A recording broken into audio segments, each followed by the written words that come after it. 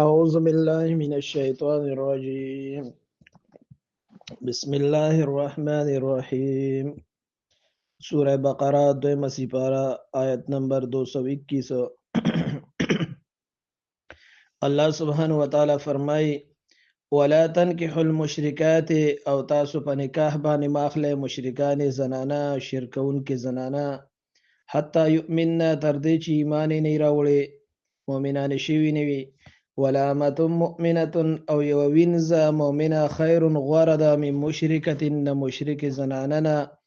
ولو اعجبتكم اگر که تاسو ته ښایسته ښکاریږي ستاسو خوښه وي ولا تنكحوا المشرکین او تاسو په نکاح مه ورکوئ خپلې زنانه مشرکانو سړو ته حتی یؤمنو تر څو چې هغوی ایمان نه وي راوړی ولعبد مؤمن او یو غلام مؤمن خیر غوره دی من مشرک د مشرک سړي نه ولو اعجبکم اگر که هغه ستاسو خوښ وي دغه مشرک سړی اولئک دغه مشرک زنانه او سړي یدعونه بلی خلک للنار جهنم اور ته یعنی د دې خو دغه دعوت دی دغه کوشش دی والله او الله يدعو ربلی خلق الى الجنة بخنه طرف ته والمغفرة او جنت طرف ته والمغفرة بخنه طرف ته باذنه په خپل حکم سره ويبين آياته او بیانوي خپل آیاتونه احکامات للناس د پاره د خلکو لعلهم د پاره يتذكرون چې دوی نصیحت حاصل کی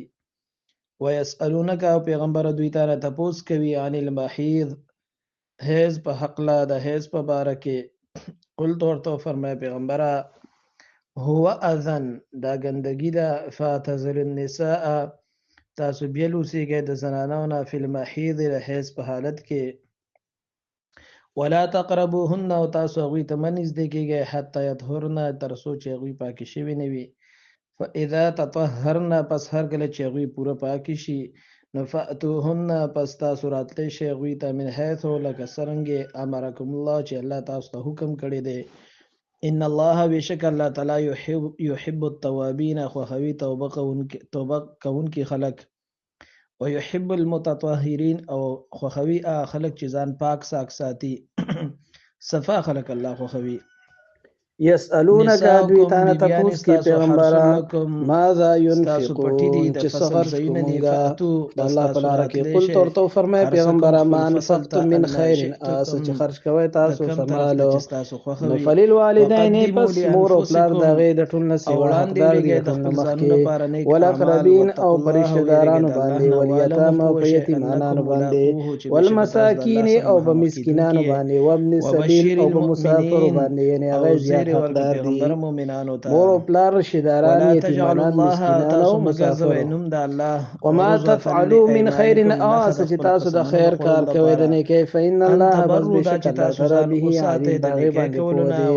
پوهه کتب علیکم القتال فرض کړی شوی دی په تاسو باندې جهاد او هو کره لكم هغه تاسو ته مشکل ښکاریږي ګران ښکاریږي او بد درتګي وعسى او ممکنه ده ان تکرهوا شيئا چې شی تاسو بد غنئ او هو خیر لكم او هغه غره تاسو لپاره وعسى نزدې ده ان تحبوا شيئا چې شی تاسو خوښوي او هو شر لكم حال لري چې تاسو لپاره بدوي والله يعلم والله پويږي وانتم لا تعلمون او الله تاسو نه پوهیږئ خبره باندې قسم خوري او د په خیال هغه کار د نوی کړي دی وی دا ما کړي دی خو لیکن په تیره زمانه کې یا اسی دا بعضې خلک وي والله که دا کار ما کړي وي نو دا بعضې دغه وي چې د سړي هغه عام دغه جوړ شوي اگر چې خوړل نه دي په کار خو په دی کې ګناه نشته دی او کم قسم چې په مستقبل کې سړی په یو کار وخوري چې دا کار به زه نه کوم یا پلان کې سره به زه مطلب نه ملاویږم یا پلان کې سره به زه خبرې نه کوم او بیا قسم مات کو د په مستقبل کې به خبره قسم خوړلې په هغه کې بیا ګنام دې کفاره پکیم دا په هغه کې بیا ارسشته ولکن یؤاخذکم لیکن الله یز تاسو را نسم بما کسبت قلوبکم قسم باندې چې تاسو د زړه د غیر اراده قصد کړی وي مستقبل روانه زمانه کې یو خبره بارکه تاسو وای والله الله غفور بخون کې دی حلیم بردبار دی صدق الله مولانا رسول